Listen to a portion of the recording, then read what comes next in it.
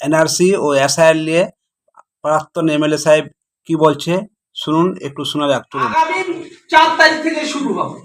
এসআইআরটা কি প্রথমে এইটা বুঝতে হবে। এসআইআরটা হচ্ছে স্পেশাল ইন্টেনসিভ রিভিশন, মানে ভোটার লিস্টটা যেটা আছে সেটাকে রিভিশন করা। একটা কথা বারবার মনে রাখবেন, তৃণমূল দল আর বিজেপি দল দুটোকে মিলিয়ে দেওয়ার চেষ্টা করছে। কি কি? এনআরসি আর এসআইআর দুটো এক জিনিস না।